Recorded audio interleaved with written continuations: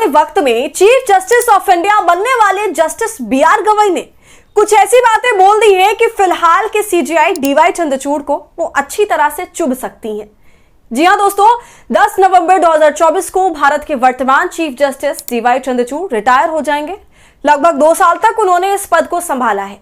इनके तुरंत बाद जस्टिस संजीव खन्ना भारत के नए चीफ जस्टिस होंगे, मगर इनका कार्यकाल मात्र 6 महीने का होगा और 13 मई 2025 को रिटायर हो जाएंगे। और इसके बाद 14 मई 2025 से भारत के नए चीफ जस्टिस होंगे भूषण रामकृष्ण गवई यानी बी.आर. गवई।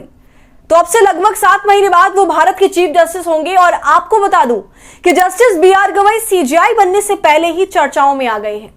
हाल में उन्होंने अपने नाम पर काफी सुर्खियां बटोर ली हैं, और ऐसा हो भी क्यों ना, बातें ही जो इतनी तीखी कर डाली हैं उन्होंने, इनडायरेक्टली ही सही मगर सभी पर एक सिरे से निशाना दाग दिया है। दरअसल गुजरात में कार्यक्रम के दौरान भारत की न्यायपालिका न्याय व्यवस्था को लेकर जस्टिस बी.आर. गवई ने बेहद गंभीर सवाल उठाए हैं और बताया है कि फिलहाल न्यायपालिका के भीतर कौन कौन सी समस्याएं हैं, किस तरीके से जनता यानी आपका भरोसा कमजोर हो रहा है और भरोसे में कमी के कारण क्या हैं। और केवल यही नहीं, कारणों के साथ साथ ये भी बताया है कि जनता का भरोसा बढ़ाने का उपाय क्या हो सकता है। और उन्होंने ये जो उपाय बताए हैं और जो समस्याएं बताई हैं वो सब किसी ना किसी को जरूर चुभने वाली हैं। तो क्या कुछ कहा है जस्टिस बी.आर. गवई ने, बताएंगे आपको इस वीडियो में, तो वीडियो को अंत तक जरूर देखें। नमस्कार, आदाब, आप देख रहे हैं खबर अड्डा और मैं हूं आपके साथ सुम्बुलीरम। दोस्तों, वैसे तो न्यायपालिका में जनता का भरोसा बढ़ाने का वादा और दावा सारे सीजेआई करते आए हैं और जस्टिस चंद्रचूड़ ने भी अपने शुरुआती कार्यकाल में इस तरह का वादा किया था। यहां तक कि यह भी बोला था कि मैं जनता के बीच न्यायपालिका को लेकर भरोसा बढ़ाऊंगा, सिर्फ अपनी बातों से ही नहीं बल्कि अपने कार्यों से। यह स्थिति बिल्कुल उस नेता वाली है जब वो शपथ लेते वक्त ईमानदारी, निष्पक्षता और फला बड़े बड़े शब्दों की माला लोगों को पहनाता है। अब देखिए ना, सीजेआई डी.वाई. चंद्रचूड़ की आज की स्थिति ऐसी ही है कि चारों तरफ बातें ही बातें हैं और बातें इतनी हैं कि जनाब को चिंता हो रही है कि इतिहास उन्हें कैसे याद रखेगा। अब शायद इसी चिंता को सामने रखे उन्होंने भरे मंच से एक और ऐसी बात कर दी जिससे लोग उन्हें शक की निगाह से देख रहे हैं। पुणे में अपने पैतृक गांव कानेसर से एक प्रोग्राम में खड़े होकर वे कहते हैं कि राम जन्मभूमि बाबरी मस्जिद मामले का हल ढूंढने के लिए उन्होंने खुद भगवान से मदद मांगी थी। उन्होंने कहा कि अक्सर हमारे पास मामले निर्णय के लिए आते हैं लेकिन हम समाधान पर नहीं पहुंच पाते। अयोध्या के डिस्प्यूट के दौरान भी कुछ ऐसा ही हुआ था जो 3 महीने तक मेरे सामने था। मैं ईश्वर के सामने बैठा और उनसे कहा कि उन्हें इसका समाधान ढूंढना होगा। उन्होंने आगे कहा कि मेरा यकीन करें, अगर आप ईश्वर में भरोसा करते हैं तो ईश्वर कोई रास्ता निकाल देंगे।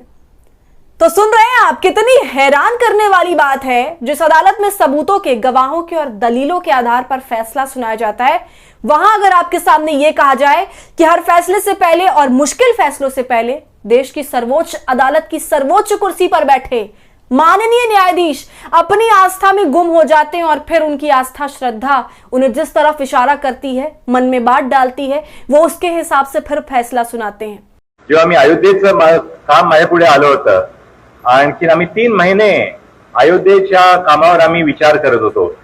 म्हणजे शेकडो वर्ष ज्याला कोणी सोल्युशन मानलं नाही आणि आपला जर का विश्वास असेल, आपली आस्था असेल तर मार्ग आपल्याला नेहमी देव शोधून देतात। एक सीजेआई इस तरह की जब बातें करता है, आस्था और धर्म जैसी पर्सनल चीज को कानून से ऊपर रख के बात करता है, तो सवाल उठते हैं, शक होता है, न्यायपालिका पर से विश्वास की धज्जियां उड़ती हैं। खैर, अब लगभग 7 महीने बाद भारत के मुख्य न्यायाधीश बनने की कतार में खड़े जस्टिस गवई ने जो बातें कही हैं वो डायरेक्ट आज के चीफ जस्टिस डी.वाई. चंद्रचूड़ को वाकई चोट पहुंचाने वाली है, क्योंकि उन्होंने ऐसी बातें बोली हैं कि अगर दोनों आमने सामने बैठे होते तो जस्टिस गवई की बातें सीजेआई चंद्रचूड़ के दिल में तीर की तरह लगती। जी हां, क्योंकि पिछले कुछ समय में चीफ जस्टिस चंद्रचूड़ ने जो कारनामे किए हैं उनके ठीक विपरीत जस्टिस गवई ने बहुत कुछ बोला है। न्यायपालिका के अंदर की भ्रष्टाचार, पारदर्शिता का अभाव, जजों के भीतर पूर्वाग्रह की बीमारी यानी किसी मामले के तथ्यों की जांच किए बिना ही राय बना लेना समेत तमाम चीजों पर उन्होंने अपनी बात रखी है। तो जो कुछ भी जस्टिस गवई ने कहा है उसे मैं आगे आपको बताऊंगी, इसलिए आप ध्यान से उन सभी बातों को सुनिएगा और अंत तक सुनिएगा। दोस्तों, बी.आर. गवई ने वो सारी बातें कही हैं जिसे लेकर हर वो आदमी चिंतित है जिसे फ्यूचर की फिक्र है। उन्होंने कहा कि न्यायपालिका में विश्वास की कमी लोगों को भीड़ तंत्र की ओर धकेल सकती है और यदि ऐसा होता है तो कानून का शासन खत्म हो जाएगा। कितनी बड़ी बात कह दी है जस्टिस गवाई ने यहां पर कि जब लोगों को न्यायपालिका से न्याय नहीं मिलेगा, न्याय की उम्मीद टूट जाएगी, भरोसा टूट जाएगा। वो जो एक अदालत को लेकर आदमी के अंदर एक कॉन्फिडेंस होता है कि देश में न्यायपालिका है, हमें न्याय दे सकती है, हमारा कोई भी मसला सुलझा सकती है, और जब ये सारी भावना खत्म हो जाएगी तो फिर लोग खुद ही न्याय करने लग जाएंगे, यानी भीड़ का न्याय चलने लगेगा, कानून व्यवस्था समाप्त हो जाएगी। और अभी देश में जो कुछ भी चल रहा है ये आप सबके सामने है। अभी हाल ही में बांग्लादेश का मुद्दा गरमाया था और वहां पर भी सरकार पर हर चीज हथियाने के आरोप थे, भ्रष्टाचार चरम पर था। फिर क्या हुआ, लोग घुटते रहे और अंत में पूरी सरकार पर धावा बोलकर उसे ध्वस्त कर दिया और वहां के नेताओं को भागने पर मजबूर कर दिया। और कुछ ऐसा ही हाल श्रीलंका का भी हुआ था। और जब ऐसी परिस्थितियां देखने को मिली तब ये बात उठी कि भारत का भी ये हाल जल्दी ही होने वाला है। खैर, जस्टिस गवाई ने आगे कहा कि न्यायपालिका में भरोसे की कमी हमारी संस्था की नींव को ही खतरे में डालती है। न्यायपालिका में जनता के विश्वास को बरकरार रखने का सबसे महत्वपूर्ण कारण यही है, क्योंकि अगर यहां लोगों को न्याय नहीं मिलेगा तो लोग बाहर न्याय पाने के लिए मजबूर हो जाएंगे। अगली बात जो उन्होंने कही है वो बेहद महत्वपूर्ण है, जरा ध्यान से सुनिए। उन्होंने कहा कि न्याय के लिए लोग भ्रष्टाचार, भीड़ के न्याय के जैसे तरीके अपना सकते हैं। इससे समाज में कानून और व्यवस्था का नुकसान हो सकता है। लोग केस दर्ज कराने और फैसलों के खिलाफ अपील करने में हिचकिचाहट महसूस कर सकते हैं।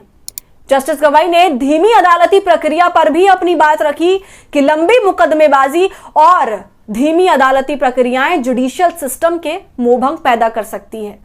जस्टिस ने कहा कि न्याय में देरी से उन आरोपियों को नुकसान होता है जो बाद में निर्दोष पाए जाते हैं। इससे जेलों में भीड़ भी बढ़ जाती है।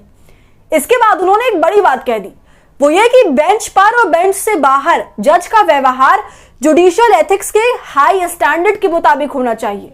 उन्होंने आगे कहा कि पद पर रहते हुए और शिष्टाचार के दायरे से बाहर जज के किसी राजनेता या नौकरशाह की प्रशंसा करने से पूरी न्यायपालिका में लोगों का भरोसा प्रभावित हो सकता है।